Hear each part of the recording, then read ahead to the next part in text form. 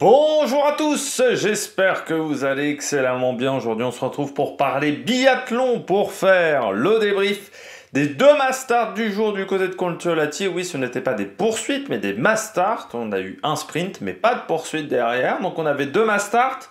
Mass start un petit peu particulière dans leur fonctionnement, car parmi les 30 concurrents ou concurrentes au départ, on prenait également le classement de l'année dernière en compte pour 15 d'entre eux. C'est-à-dire qu'en priorité, on prenait les 15 premiers du classement final de la Coupe du Monde 2023-2024, auxquels on rajoutait les mieux classés de cette saison 2024, qui n'étaient donc déjà pas qualifiés grâce à ce moyen, ce qui donc a permis à certaines têtes d'affiche qui n'avaient pas forcément fait des bons résultats sur individuel et le sprint, de pouvoir quand même être qualifiés pour cette mass start. Ce qui nous a peut-être donné des écarts même de niveau entre certains concurrents plus importants que d'habitude sur ces différentes courses. N'hésitez pas à vous abonner à la chaîne, à réagir dans les commentaires, à mettre un pouce bleu, à partager la vidéo sur les réseaux sociaux, notamment auprès de vos proches, si vous pensez que ça peut les intéresser. Dans les commentaires, n'hésitez pas à me dire qui vous a plu, qui vous a déçu. Quand vous abonnez à la chaîne, vous pouvez rajouter la petite cloche, comme ça vous êtes au courant des vidéos Vendée Globe, cyclisme, il y a des top 10 qui vont arriver, je l'espère, cette semaine, parce que sinon, on est déjà bien à la bourre là, hein, donc ça veut dire qu'il va falloir qu'on accélère le rythme. Au niveau des top 10. Et puis, quand vous abonnez à la chaîne, vous pouvez me soutenir de cette manière-là en cliquant rapidement sur les notifications sur les miniatures. Comme ça permet de mettre plus en avant les vidéos sur la plateforme. Et puis, deuxième moyen pour me soutenir, et ça, c'est seulement et seulement si vous en avez les moyens, vous pouvez faire un super thanks. On commence tout de suite avec cette mass start, homme. Très belle mass start, pas seulement parce qu'il y avait les Français, je trouve que la course était assez intéressante. De toute façon, les deux mass start, je trouve qu'au niveau du top 10, c'était très intéressant. Après, tu sentais qu'il y en avait au moins une dizaine qui n'étaient pas dans le coup. Donc, c'est-à-dire que ça se concentrait sur une vingtaine de concurrents au départ, parce que tu savais très bien qu'il y en avait 10 chez les filles et chez les garçons qui n'étaient pas en capacité d'aller chercher la gagne, mais il y avait quand même... De toute façon, c'est toujours sympa une mass start. Je dirais que c'est peut-être l'épreuve la plus spectaculaire, celle où il y a le plus de rebondissements du côté du biathlon.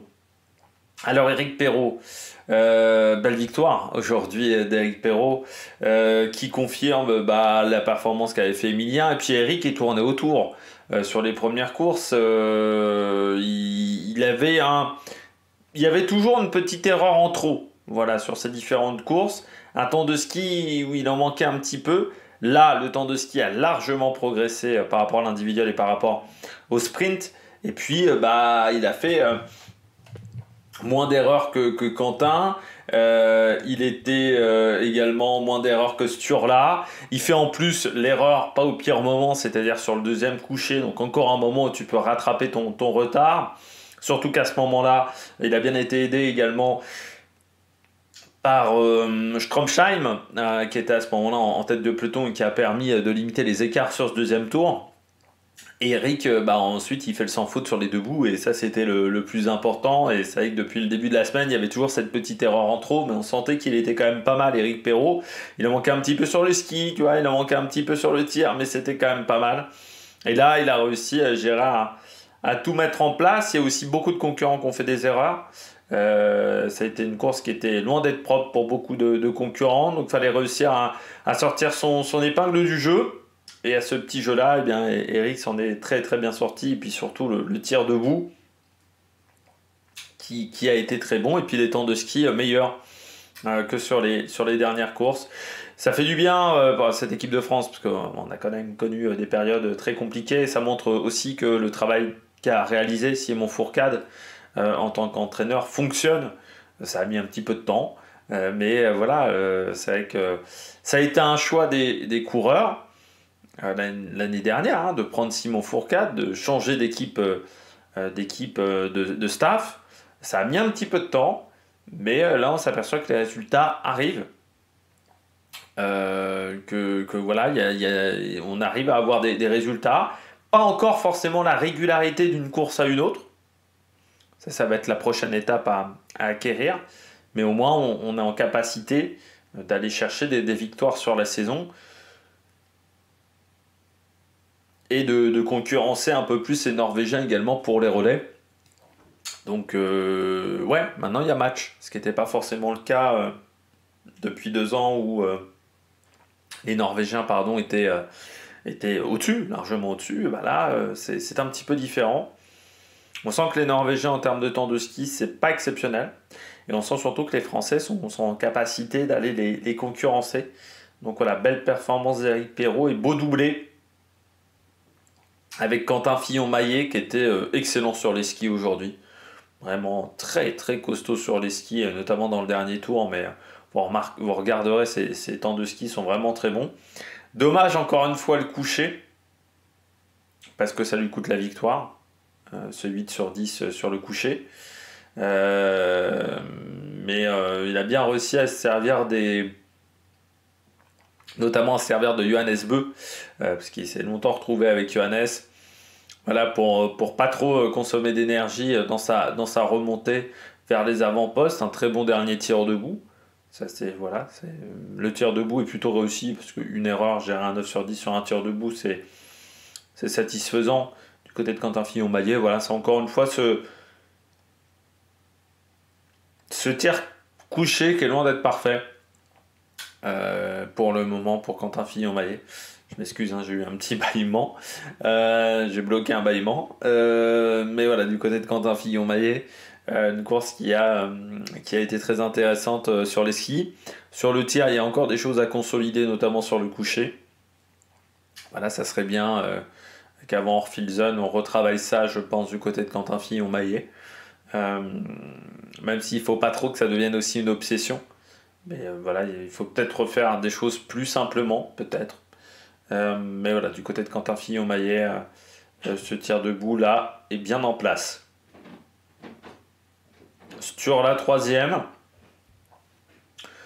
je me souviens plus de ces temps de ski. Parce que je les ai regardés avant de faire la vidéo, mais je me souviens plus de ces temps de ski. J'avais quand même l'impression qu'il était un peu mieux que lors des dernières courses, où je l'avais senti vraiment quand même pas exceptionnel sur les skis. Enfin, j'ai eu l'impression que là, il y avait du mieux. Après 18 sur 20 pour du Sturla Lagrid, c'est presque un mauvais score parce qu'il sait que vu son niveau sur les skis, il doit faire mieux, mais ouais, c'était quand même pas mal hein, du côté de Sturla Lagrid. Mais s'il veut chercher la victoire, oui, un 18 sur 20, c'est pas suffisant. C'est pas Elvira Huberg sur les skis, c'est pas Johannes Beu non plus. Un Johannes Beu, il peut se contenter d'un 18 sur 20. Pour ce tour-là, oui, c'est un peu plus compliqué. Après, avec 19, ça gagnait. Mais Éric Perrault a su, lui, faire le 19, ce que n'a pas su faire ce tour-là. Dans la course où ils ont été ensemble, peut-être qu'il aurait dû dépasser Stromsheim. Quand au deuxième, troisième tour, vous avez Stromsheim en tête de groupe. Peut-être qu'à ce moment-là, il aurait fallu aller un petit peu plus fort. Ça aurait peut-être permis d'éviter le retour de Quentin Fillon-Maillet, le retour aussi d'Éric Perrault à ce moment-là de la course. Donc voilà, il y a peut-être eu un mauvais choix de la part de Sturla Lagrid, mais c'était peut-être une stratégie du côté de la Norvège, essayer de faire revenir également les Johannes Beu et autres qui étaient à l'arrière. Quatrième, pardon, Rittmüller du côté de l'Allemagne, un bon 19 sur 20. C'est la nouvelle génération, hein, Rittmüller, la nouvelle génération allemande. On voit que ça marche bien chez les filles. Ça marche bien aussi pour le moment chez les garçons. Alors Zobel a un peu plus de mal. Mais Rittmüller fait vraiment des très bonnes choses. Donc voilà, un bon 19 sur 20. Et je pense que c'était sa première Mastart de sa carrière à Rittmüller. On va vérifier ça tout de suite même. Mais je pense. Dans sa carrière. Non, c'était sa quatrième Mastart. Bon, ah non, c'est le classement général, pardon. Non, je dis une bêtise. Mastart. Est-ce qu'il en a fait beaucoup dans sa carrière des Mastart? Non, parce qu'il doit avoir 11 départs en Coupe du Monde. Donc, ouais, ça doit être sa première Mastart en carrière. Je vais regarder ça. Oui, parce que sur le Darolo, il n'était pas sur la mass start. À Antols, si, à Antols, il avait fait une mass start, mais il avait fini 24e de cette mass start. Après un individuel court qui lui avait bien réussi à ce moment-là. Et voilà, donc s'il avait déjà une mass start en carrière, mais il avait fini bien plus loin à l'époque sur cette mass start du côté d'Antols, Anterselva. Il avait pris seulement la 24e place dans un week-end qui était très particulier, puisque c'est la première fois qu'on avait l'individuel court du côté d'Antols l'année dernière. Donc très belle performance de Rittmuller. Swerum, sur les skis, fort, mais un peu moins fort que sur le sprint, que sur l'individuel où il avait vraiment fini canon. Là, il a eu un peu plus de mal à changer de rythme du côté de Swerum. Bon, bah voilà, c'est dommage les fautes sur le debout. Ça aurait été bien qu'il y en ait une de moins pour aller jouer le podium. Voilà, c'est ce qui fait la différence entre Swerum et la grid. C'est 25 secondes. 25 secondes, c'est un tour de pénalité. Et c'est peut-être aussi ce dernier tour de pénalité, enfin ces deux derniers tours de pénalité qui lui ont pas permis de changer de rythme ensuite derrière, parce que ça veut dire plus de distance en course. Je rappelle, c'est quand même un 15 km, mais que lui, bah, il a rajouté 150 mètres à chaque fois. Donc 450 mètres de plus. Bah, par rapport à ça fait peut-être 16 km aussi, parce qu'il n'était pas toujours sur la route idéale, forcément. Donc ça commence à faire une petite distance. Christiansen, moins fringant sur les skis quand même que l'année dernière. Je trouve Vetley Christiansen, qui était très performant sur les skis et sur le debout, mais c'est peut-être dû au fait que sur les skis, ça se passe un peu moins bien physiquement. Ce qui fait qu'il sait qu'il doit faire des courses un petit peu irréprochables et qu'il se met peut-être un petit peu trop la pression sur le debout. Mais voilà, dommage de ce côté-là, du côté de Christiansen. Stromsheim, 2 fautes, après le temps de ski n'est pas suffisant pour Stromsheim pour aller chercher quelque chose. Et Tariebeu, pas dans le coup sur les skis. 2 erreurs également sur le premier debout, mais c'est surtout le temps de ski qui était pas bon du côté de Tarier.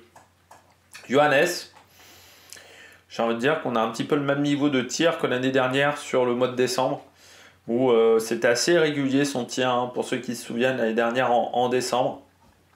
Il était capable de faire des très bonnes choses, comme des choses beaucoup moins bonnes et des 4 ou 5 erreurs sur des courses à 4 tirs. Là aujourd'hui, c'est pas suffisant à 16 sur 20, même si tu t'appelles Johannes Beu, surtout qu'en plus le temps de ski, ben c'était pas le meilleur. Il y a des concurrents qui ont réussi à lui passer devant. Samuelsson, trop de fautes, j'ai envie de dire, ça c'est la manie des Suédois. Ouais, un 5 fautes. Alors, il arrive quand même à finir 10ème, c'est pour vous dire que le temps de ski était canon, il était plus rapide que Johannes Beu. Mais beaucoup trop d'erreurs, voilà, au tir. Donc il va falloir vraiment travailler ça du côté des Suédois, parce que c'est un petit peu trop récurrent. Strello, meilleur sur les skis qu'auparavant, mais un peu trop d'erreurs là aussi. 17 sur 20, c'est pas suffisant pour lui. Puis Dutchenko et Jakob Fak, bon, voilà, 20 sur 20 pour Dutchenko et Jakob Fak à 19. Mais des temps de ski qui ne sont pas suffisants. Emilien Jacquelin, il sauve quand même des points aujourd'hui, Emilien Jacquelin, mais c'est vrai que si tu veux jouer le général de la Coupe du Monde, c'est ta capacité à enquiller les résultats régulièrement et à ne pas sortir, on va dire, des 15-20 premiers. Et c'est là où, du côté d'Emilien Jacquelin, il va falloir être en capacité de réussir à faire ça. Il a gagné une course, c'est très bien. Maintenant, il va falloir réussir à enquiller les résultats. Et donc, il va falloir une solidité sur le tir qu'il n'a déjà pas eu il y a 2 jours sur le sprint où il y avait quelques petites erreurs. Bien là encore, c'est un petit peu trop, surtout des doubles. Ce qu'on appelle des doubles, c'est qu'il y a 2 sur le premier coucher, 2 sur le dernier debout. Donc ça, c'est un petit peu dommageable. Hornig 15e, devant Thierry Langer, 18 sur 20. Pas mal, hein, quand même, la course de Thierry Langer. Navrat, dommage, les debout, seulement 6 sur 10. Fabien Claude, là aussi, seulement 5 sur 10 sur les debout, ça lui coûte très cher, comme Guigona. Je pense qu'il se retrouvait un petit peu en sur-régime après la première partie de course, et sur un tir debout, il faut essayer d'être le plus calme possible, ou si tu es en sur-régime, tu vas avoir tendance à avoir l'arme qui bouge énormément, ce qui fait que tu vas viser à côté. Eh bien, je pense que c'est ce qui a été le problème d'Antonin Guigona et à la fois de Fabien Claude. Poncilioma, là encore un trop d'erreur. Un temps de ski qui n'était pas si bien que ça, en plus du côté de Poncilioma, avec ce 15 sur 20 Dalleux, pareil. Un tour de ski, lui, qui était un petit peu meilleur. Mais tu ne peux pas gagner en faisant seulement 14 sur 20. Du côté de cette course, comme Johannes Kuhn. Giacomel comme Didier Bionaz se sont complètement ratés sur le debout. 6 erreurs là quand même sur le debout pour Giacomel et Bionaz, c'est pareil. Donc, je ne sais pas ce qui s'est passé pour eux, mais ça les a vraiment sortis de la course parce que Giacomel et Bionaz n'étaient pas totalement aux avant-postes, mais étaient dans le premier paquet après le début de course, mais peut-être là aussi un petit peu de sur-régime pour les deux. Si on regarde les temps de ski désormais, Eric Perrault, vous voyez, donc un temps de ski meilleur que sur les dernières courses avec le 8e temps et surtout seulement 33 secondes de perdu, en sachant que sur le dernier tour, il en perd 21 secondes parce qu'il s'est quand même relevé sur la fin et qu'il a eu aussi un petit peu de mal à finir, mais qu'il s'est relevé sur la fin. Donc ça, c'est excellent. Un temps de tir 8e, donc ça, c'est très bien aussi sur ce temps de tir, et surtout entre le temps de tir et le range time. Donc le range time, c'est le temps entrée-sortie, pas de tir. Bien, vous voyez que le range time, lui, est excellent. Il y a quasiment 10 secondes d'écart. Donc ça, c'est très très bien. Donc il a perdu très peu de temps sur le range time. Ça, c'est très intéressant. Quentin Fillon-Maillet, quand je vous disais qu'il virevoltait sur les skis, 2e. Donc vraiment, chapeau sur ces temps de ski. Surtout qu'encore une fois, il s'est retrouvé tout de suite un petit peu derrière. Mais l'avantage, c'est qu'il s'est retrouvé avec Johannes Beu. Donc ça l'a aidé un petit peu. Temps de tir, excellent. Meilleur temps de tir. Donc ça, c'est très très bien. Sturla la grid. Et c'est ce qui permet de faire la différence, par exemple, par rapport à un Sturla ou par rapport à un Rit Müller qui, eux, perdent une vingtaine de secondes par rapport à Quentin Fillon-Maillet. Donc, c'est une balle de pénalité en moins pour Quentin Fillon-Maillet. Donc, voilà. Il pouvait se permettre de faire 17 sur 20 si les autres faisaient 18 ou 19 parce qu'il allait plus vite au niveau du tir. Sturla, mieux sur les skis, comme je disais. Il perd 20 secondes en sachant qu'il explose un peu sur le dernier tour. Du côté de Sturla, et que sur le deuxième tour ils font un tour un petit peu en deçà de leur niveau pour rester derrière Stromsheim. Donc voilà, du côté de Sturla, j'ai une course bien construite, bien faite du côté du Norvégien, et puis on retrouve ensuite Riedmüller, très bon temps de ski 10e pour un jeune Allemand, et puis Swerum. Donc comme je disais, il n'a pas réussi forcément à réaccélérer dans le dernier tour, parce que vous voyez qu'entre le tour 3, il perd 6 secondes, tour 4, 10 secondes, tour 5, 6 secondes. Donc vous voyez qu'il n'a pas réussi à en remettre sur la fin, Swerum, donc un petit peu moins bien sur les skis. Christiansen, voilà, quand je disais pas dingue, hein, seulement 14e sur les temps de ski, on sait qu'il est capable de faire mieux. Et Stromsheim, il va falloir progresser dans le domaine du ski. Vous voyez surtout son 4e tour qui est vraiment pas bon avec 38 secondes de perdu. Tariebeu ensuite, pas dans le coup au niveau des skis, hein. Seulement 11e. Et Johannes, vous voyez qu'il a déjà fait mieux, avec 16 secondes de perdu aujourd'hui, et un temps de tir extrêmement lent hein, aussi sur les premiers tirs, notamment du côté de Johannes Beu. Samuelsson, 10e, dommage parce que meilleur temps de ski, mais il n'a pas réussi à faire meilleur temps de ski, et 18 sur 20, ce qui lui aurait certainement permis de gagner la course. Justus Trello, 11e. 21e temps de ski, Durchenko, comme je disais, c'est des temps de ski qui sont assez lointains. Emilien Jacquelin, satisfaction, les jambes marchent toujours bien. 7e temps de ski, par contre au niveau du tir, encore une fois, 5 fautes, c'est un petit peu trop. Navrat, 13e temps de ski, ça c'est pas exceptionnel, bon, sachant qu'il a vachement explosé sur la fin. Il a vraiment eu du mal dans le dernier tour, hein, Philippe Navrat. Peut-être aussi qu'il a un petit peu relâché. Et du côté de Fabien Claude, très bon temps de ski, 5e. Mais trop d'échecs au tir. Et Antonin Guigona, cette fin de course a été compliquée. Vous voyez, 27 secondes perdues sur les 2 derniers tours. Donc voilà, il a explosé sur la fin de course. Et Poncilioma, même le temps de ski est pas bon pour Poncilioma, parce que 20e temps de ski, il est capable de faire beaucoup mieux que ça. Comme Dalleux aussi, je pensais qu'il avait fait un meilleur temps de ski que ça, Dalleux. Mais non, au final, 50 secondes après, vous voyez, il y a 20 secondes de perdu sur le 3e tour et sur le 4e tour. Donc c'est là où il a vraiment souffert, Johannes Dalleux et puis Giacomel.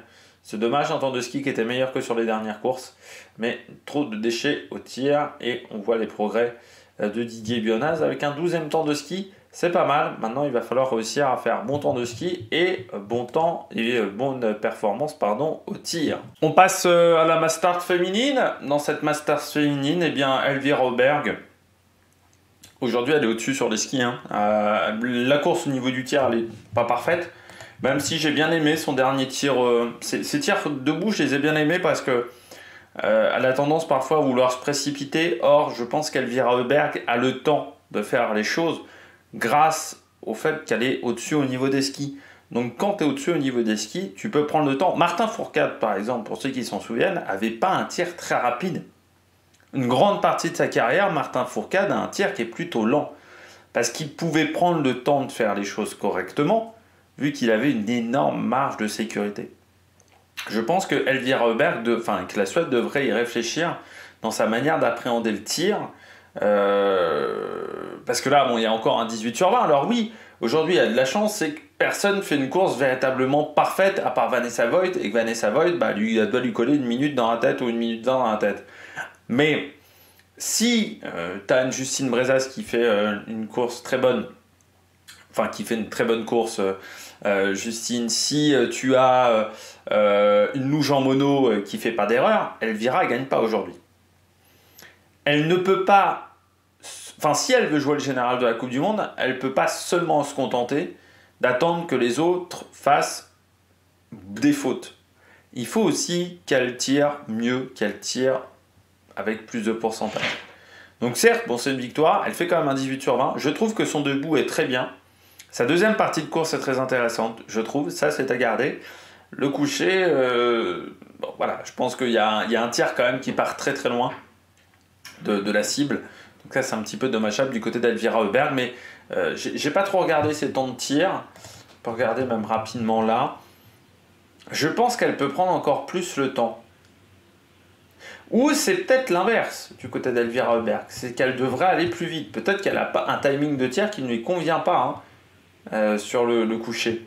Parce qu'on voit que sur le debout, son premier tir, elle ne perd que 6 secondes. Sur le deuxième, elle est un petit peu plus lente. Mais quoique ça reste quand même un tir, elle perd que 10 secondes. Hein. Alors que sur le premier tir, elle en perd 12 par exemple. C'est peut-être ce tir-là qui est trop... rapide, ou voilà, je pense qu'elle doit progresser sur le tir. Il y a encore beaucoup de progrès à faire sur le tir. Alors est-ce que c'est son approche du pas de tir, est-ce qu'elle en met trop au final sur la piste et qu'elle oublie que sur le tir il faut calmer au niveau du rythme cardiaque. Mais aujourd'hui, je trouve que ce qui est dommage avec Elvira Oberg, c'est que d'une année sur l'autre, on voit pas de progrès foncièrement. Alors oui, sur les skis à Virvolt, on l'a déjà vu être au-dessus et largement au-dessus sur les skis en début de saison. Maintenant, il va falloir voir si ça va tenir sur toute la durée de l'année. Mais du côté d'Elvira Oberg, je trouve qu'il n'y a pas de progrès au niveau du tir. Et je trouve ça un peu dommageable parce que elle a quand même... ça fait depuis combien d'années qu'elle est là, Elvira? Ça fait au moins depuis 3 ans. 3-4 ans qu'elle est là, Elvira Oberg. Hop, overview. 2019 même, oui. Ça fait depuis 3 ans qu'elle est au top, on va dire, qu'elle est vraiment qu'elle est dans l'idée d'aller chercher le général. C'est dommage que ça soit encore trop irrégulier, parce que je pense qu'elle peut faire mieux, voilà, Elvira. Je pense qu'elle est vraiment en capacité de faire beaucoup mieux, donc c'est quelque chose qu'elle va devoir travailler si elle veut jouer le général de la Coupe du Monde, parce que, si elle veut jouer le général, si elle veut gagner le général de cette Coupe du Monde, c'est quelque chose qu'elle doit travailler plus, Elvira Oberg, aujourd'hui. Julia Simon, deuxième. C'est une course très solide. Moi, ce que j'ai aimé chez Julia, mais ce que j'apprécie chez Julia, ce que j'appréciais déjà chez Julia l'année dernière, c'est le mental. L'année dernière, quand même, pendant l'intersaison, elle s'en prend plein la gueule. Julia Simon, pendant toute l'année, elle s'en prend plein la gueule par le site, par les commentateurs de l'équipe aussi, parce que ils lui en ont mis quand même souvent plein la gueule, notamment Alexis Boeuf, et elle bronche jamais. Tu sais, à un moment, elle aurait pu dire j'arrête de faire les interviews avec la chaîne L'équipe. Non, elle continue, elle fait son job. L'affaire, bon, c'est terminé. avec Justine Brezaz. Mais je trouve qu'il y a quand même un mental chez Julia qui est très fort, parce que l'année dernière, le début de saison est catastrophique, hein, ça marche pas, et elle arrive quand même dès hors-field zone à retrouver des résultats, à se reconstruire progressivement, à retrouver un tir, surtout parce qu'elle avait un peu perdu son tir à ce moment-là. Là, les jambes sont pas bonnes. Bon, ok, il y a sa blessure, il y a peut-être aussi un petit déficit de forme du côté de Julia Simon. Pas grave, j'ai envie de dire qu'elle fait le dos rond. Je pense qu'elle n'était pas satisfaite de son individuel, elle n'était pas satisfaite de son sprint, loin de là, parce qu'il y avait trop d'erreurs, parce que la course n'était pas bonne sur le sprint, parce qu'elle n'est pas dans les 30 premières, mais Julia, elle sait se remobiliser. C'est une fille qui sait se remettre en question, qui sait se remettre aussi la tête en l'endroit, parce que parfois vous avez des concurrents qui se remettent en question, mais parfois ça prend 3 mois, 4 mois, qui n'arrivent pas aussi à passer à autre chose. Je trouve qu'elle est forte, Julia Simon, dans cette capacité à ok, j'ai eu un mauvais résultat, bon, pendant la soirée j'y repense, et puis le lendemain je repars sur autre chose. Là, il n'y avait quand même pas beaucoup de temps après le sprint pour se remettre dedans, il y avait moins de 24 heures. Mais elle a réussi à se remobiliser, et ça je trouve que c'est très fort. Après la course, elle se bat vraiment. La course n'est pas simple. Elle fait des fautes d'entrée, donc elle sait qu'avec ses temps de ski, c'est pas suffisant, mais elle s'est battue, elle s'est donnée au maximum. Tu sens qu'à la fin, c'est extrêmement dur, les Allemandes reviennent fort en plus sur elle, mais elle résiste très fort au niveau du mental. Mais bon, je l'avais déjà dit l'année dernière, elle m'impressionne de ce côté-là, Julia Simon, c'est son mental. C'est vraiment là où je trouve qu'elle est extrêmement forte. Depuis 2 ans, depuis 2-3 ans. C'est vrai que moi je l'ai connue en tout début de carrière, Julia Simon.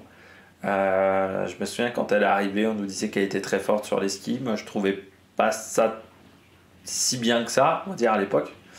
Et je trouve que c'est vraiment une biathlète qui a très bien progressé au fur et à mesure de sa carrière. Et je pense que notamment dans son approche de la course aujourd'hui, c'est peut-être la patronne de ce côté-là, Julia Simon. Troisième, Franziska Preuss. Elle confirme son excellent début de saison. Les Allemandes confirment un renouveau aussi. Mais Franziska Preuss confirme son bon début de saison avec des temps de ski qui sont canons. C'est encore le cas aujourd'hui. Le temps de ski est très bon, bon, un 18 sur 20. Là encore, mais avec un temps de ski qui était vraiment canon. Et puis une belle bagarre avec ses coéquipières, Voigt et Tannheimer. Elle n'a même pas fait de cadeau à Tannheimer dans le dernier tour, hein, parce que vraiment elle lui est passée devant avec autorité, mais voilà, elle voulait cette 3e place. Elle a été la chercher. Vanessa Voigt, meilleure en ski que les années précédentes. Il y a eu un vrai progrès au niveau des temps de ski. Alors c'est pas encore suffisant, parce que vous voyez que même avec un 20 sur 20 aujourd'hui, elle n'est pas en mesure d'aller rivaliser avec Elvira et Julia Simon notamment, avec des scores qui sont moins bons, mais je trouve qu'elle a quand même progressé au niveau des skis. Maintenant, il en manque encore un petit peu. Le temps de tir, je crois aussi, de Vanessa Voigt, et il y a des progrès à faire là-dessus. Donc c'est dans ce domaine-là qu'elle doit progresser, Vanessa Voigt. Tannheimer, là, le renouveau, on va dire, du biathlon allemand. On pensait que ça passerait par Célina Grossian. Pour le moment, à Kontiolahti, c'est plus Tannheimer qui fait une bonne début de saison. Faudra suivre si ça tient à Orfilsen, si ça tient aussi au Grand Bornand sur ce mois de décembre. Dorothea Virer, pas suffisant en termes de temps de ski. Elle craque vraiment sur la fin, donc il lui en manque. Il manque de la caisse, comme on pourrait dire en cyclisme. Il manque un peu de la résistance à l'effort. Donc ça viendra peut-être avec encore plus d'heures d'entraînement dans les jours à venir. Peut-être qu'il lui manque encore un petit peu de niveau d'entraînement, de conditions physiques. Après, au niveau du tir, on a retrouvé la Dorothea Virer qui remporte la Coupe du Monde de ski au niveau du tir. Ce qui n'était pas du tout le cas l'année dernière à des moments. Donc non, ça fait du bien. Magnusson, c'est le dommage de la Suédoise, le temps de ski pas suffisant. Elle craque vraiment sur la fin. Parce que vraiment son dernier tour a été un calvaire, c'est dommage. Ça va lui faire mal à la tête, je pense, Anna Magnusson, cette course-là. Parce que vraiment elle fait tout bien au niveau du tir, mais il lui en manque sur les skis, et tu t'aperçois qu'elle échoue à pas grand chose du podium, elle échoue à 6-7 secondes du podium, et Ça doit être dur, voilà, pour Anna Magnusson au niveau de la tête. Lou, 18 sur 20, correct. Voilà, correct. Pas suffisant pour aller chercher la gagne, mais correct. Que ce soit au niveau des stands de ski, voilà, au niveau du tir. Bon, voilà, il y a une erreur à chaque fois, mais je dirais que c'est... Bon, voilà, c'est correct, c'est pas non plus ignoble en termes de tir. Justine Brezaz, la double sur voilà, il y a une erreur qui est très rageante, c'est la première sur le debout. Parce que la balle, elle part très très loin du côté de Justine. Donc celle-là, elle est très rageante. Temps de ski qui n'était pas si exceptionnel que ça, non plus pour Justine, notamment dans le dernier tour. Mais c'est vrai que ce premier tir debout là, qui part à côté, là, enfin cette première balle qui part à côté sur le debout, elle est frustrante. Davidova, elle se met en difficulté d'entrée avec son coucher. C'est dommage parce qu'elle finit fort sur les talons de Justine. Mais c'est vrai que cette double sur le coucher, ça la met en difficulté. Linkinen, 19 sur 20, très bien. Jeanne Richard aussi, 18 sur 20 pour une première Mastart, c'est très bien. Parce que c'est quand même un format particulier, la Mastart, où tu es vraiment en opposition. Donc pour rester dans sa bulle, c'est une épreuve qui est très compliquée. Et une première Mastart, c'est pas simple et je trouve qu'elle s'en est très très bien sortie. Alors qu'Océane Michon sur le debout a eu plus de mal. Lisa Teresa Hauser, dommage le debout. Lotelli, il manque un peu sur les temps de ski, mais c'est quand même pas mal. Knoton, dommage le debout parce qu'elle était vraiment bien sur le début de course. Elle avait vraiment un très bon rythme même. Et voilà, le debout elle était un petit peu compliquée. 16 sur 20 pour Océane Michon. Bah ouais, elle a eu un peu plus de mal sur le debout. C'est peut-être mis un petit peu dans le rouge. Aussi Océane Michon sur les derniers tours. Donc elle a eu du mal à relancer. Anne Clive, alors Ella Alversson. Premières erreurs. Enfin voilà, première course moyenne de Alversson, donc dommage. Et Anne Clive, des temps de ski pas suffisants. Voilà, donc pas en grande forme pour le moment Anne Clive. Je dirais que c'est particulier cette équipe. Randby, c'est dommage, elle était bien avant son deuxième coucher. Même après le deuxième coucher, elle ressort encore dans un bon petit paquet, mais le debout a été très compliqué pour elle. Et puis surprise, Anna Heuberg aussi, et Elena Ikigros, très loin en temps de ski. Anna Heuberg, alors certes 16 sur 20, mais alors pas dans le coup au niveau du ski, vraiment. Je crois qu'elle est 20e temps de ski ou 22e temps de ski, elle est très loin. Et Ikigros, c'est un peu pareil. Pas en grande forme en ce début de saison. Là, Suissesse, donc dommage de ce côté-là, parce qu'on sait que c'est une fille qui est capable de faire des très très bonnes choses. Au niveau des temps de ski, Elvira, donc meilleur temps de ski, ce qui n'est pas une surprise en soi sur ces temps de ski, mais vous voyez, comme je vous parlais des temps de tir, donc 12 secondes de perdu sur le premier, 6 secondes sur le deuxième. Voilà, il y a peut-être quelque chose de mieux à faire. Voilà, sur le coucher, elle tire peut-être pas dans le bon timing. Il y a peut-être un travail. Il y a un travail à faire sur le tir, mais ouais, peut-être qu'on n'a pas la bonne approche. Je sais pas, c'est des réflexions que je me pose. Preuss, je disais, très bon temps de ski, 3e. Avec en plus une perte de temps qui est très régulière. Et le temps de tir est pas mal aussi. Je dirais qu'elle est dans la norme. Julia, le temps de tir est toujours canon. Il n'y a qu'un tir où elle n'est pas devant. C'est le premier coucher. Voilà, où elle perd 5 secondes. Sinon, à chaque fois, toujours dans le bon timing. Et en termes de temps de course, tu sens que le dernier tour il est compliqué, 12e, mais voilà, tu sens que elle n'a pas les grandes jambes qu'elle a pu avoir l'année dernière. Donc c'est encore à progresser dans ce domaine-là. Preuss, 3e, donc comme je disais, très bon temps de ski. Voigt, 6e, donc vraiment des progrès, elle, sur les temps de ski, avec un dernier tour où elle est 2e, fait quasiment le même temps qu'Elvira Heuberg, certes qui relâche sur la fin, mais dernier tour canon du côté de Vanessa Voigt, parce qu'elle a fait mieux que Preuss par exemple, donc très très bien. Tannheimer, très solide aussi, avec une perte de temps qui est régulière. Elle n'a pas explosé dans le dernier tour. Là, elle a une perte de temps qui est très régulière sur ses différentes boucles. Donc ça, c'est très bien pour la suite. C'est-à-dire qu'elle tient la cadence sur une course comme celle-là. Dorothea Virer, Ouais, les deux derniers tours compliqués. Elle perd 12 secondes, alors que sur les premiers, elle perd plutôt 8 secondes. Quoi qu'il y a le premier tour aussi, mais elle était dans le trafic dans le premier tour. Vira, parce qu'elle partait de Serre 21. Ouais, un peu trop lent, voilà, hein, c'est là-dessus qu'elle doit travailler. Et puis peut-être que c'est vrai que son dossard fait qu'elle a dû remonter du monde, faire des dépassements qui l'ont peut-être un petit peu fatiguée également. Donc Magnussen, comme je disais, temps de ski pas suffisant, une 15-8 de perdu dans ce domaine-là. Et puis Longeant Mono, temps de ski très très bon même, 32 secondes seulement de perdu sur ce format-là. Donc on sait que c'est un format qui lui convient très bien. Mais un tir un poil lent, hein, quand on regarde. Hein. Le tir n'est pas si rapide que ça. Justine, 17 secondes quand même de perdu par rapport à Elvira, donc il y a quand même une différence là entre les deux, notamment son dernier tour, hein, où elle perd 10 secondes. Donc, le dernier tour a été compliqué. Et puis bon, bah, trop d'erreurs sur le tir, comme on le disait. Davidova, pas mal, hein, le temps de ski. Ça confirme. Après, bon, bah, elle a peut-être un peu célébré quand même la victoire d'hier. C'était peut-être un peu compliqué de se remettre dedans. Minkinen, très bien au niveau du tir. Par contre, au niveau du temps de ski, il y a encore des choses à progresser. Comme Jeanne Richard, mais le dernier tour a été compliqué hein, pour Jeanne Richard, hein, 22 secondes de perdu par rapport au premier. Et Minkinen, ouais, c'est les deux derniers tours en fait. Sur le début de course, elle essaie de tenir la cadence, on voit. Hein.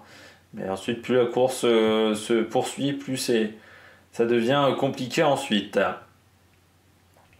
Et puis Knoten, 15e temps de ski. Donc, ouais, pourtant, sur les premiers tours, elle me semblait bien Knoten, mais au final, c'était pas si incroyable que ça. Michelon, 10e temps de ski, c'est très bien. Bon, par contre, le tir, ça a été plus compliqué. Anne Clive, toujours pas là au niveau des jambes. Hein. Et Randby, bien, comme je disais, un très bon début de course de Randby. Mais ensuite, le tir s'est dégradé au fur et à mesure. Et Anne Hubert, comme je vous le disais, donc très loin. Comme Heidenberg, 23e et 20e en termes de temps de ski. Et, ça fait en plus une perte de temps régulière, donc pas les bonnes jambes. Aujourd'hui pour elle, du côté de Lena Iki-Gross, bon, pas mal de temps de perdu sur la fin avec quasiment une minute. Donc je pense qu'elle a relâché dans le dernier tour. Mais ouais, au fur et à mesure de la course, elle perdait de plus en plus de temps par tour. Donc voilà, un peu trop compliqué à Iki-Gross au niveau des skis, tout simplement. On regarde les différents classements, les classements du général de la Coupe du Monde. C'est toujours intéressant de voir où on en est. Elvira Heuberg, donc dossard jaune, avec déjà une petite avance hein, sur Franziska Preuss, 60 points. On retrouve ensuite Lou Jean Monod, Davidova, Minkinen, Alvarsson, Hauser, Michelon 9e, donc très bien. Devant quand même Vanessa Voigt par exemple ou Knoten. Jeanne Richard 12 et Julia Simon 13. Dorothea Virer 15. Justine 18. Anne Heuberg 21. Et on va descendre un petit peu. Tendrevolt seulement 29e. Tendrevolt qui sera forfait à Orphilsen. Voilà. Elle va se reposer. Enfin, elle va essayer de régler ce problème d'arythmie cardiaque qui n'est pas vraiment normal. Hein, parce que je ne sais pas si vous avez vu les images de la télévision norvégienne qu'a diffusé la chaîne Équipe. Ouais. Dans d'autres sports, on l'aurait peut-être même arrêté. Hein. Dans des sports où il y a des médecins, on aurait peut-être arrêté quelqu'un qui est dans cette situation-là. Parce qu'elle est vraiment... voilà, elle n'arrive pas à régler le rythme cardiaque. Donc c'est très dangereux. Gillon est 33e. Et vous voyez que Sophie Chauveau n'a pas marqué le moindre point, si je ne me trompe pas, sur cette première manche de Coupe du Monde. Donc c'est pas top pour la Française. Du côté des garçons, c'est Eric Perrault qui est en tête, mais avec un classement qui est beaucoup plus serré chez les garçons, car il n'a qu'un point d'avance sur la grid, 6 sur Johannes Beu, et Emilia Jacquelin n'est pas très loin non plus, il est à une vingtaine de points. Quentin Fillon-Maillet, lui, est 5e. Stromschein Christiansen, 6-7 devant Samuelson et Navrat. Tarier-Beu, 10e. La France a quand même 3 représentants dans le top 10. Un petit peu plus loin, on retrouve Fabien Claude, c'est dommage au niveau du tir, parce que ça lui coûte des points. Antonin Guigonat, bon début de saison pour lui, 18e. Et puis, Ponsti Luoma, pas top, seulement 28e. Giacomel, seulement 21e aussi. par exemple. Et ça doit l'énerver de voir Eric Perrault plutôt performant de ce côté-là. Et les autres Français ne sont pas... Ah si, Emilien Claude, pardon, est 32e. Voilà, je cherchais Emilien Claude dans ce classement. Eh bien, donc nous, on se retrouve vendredi pour Orphilzone. D'ici là, n'hésitez pas à vous abonner à la chaîne, à la fois pour le cyclisme, pour la voile et donc pour le biathlon. Allez, ciao ciao sur la Mec Production.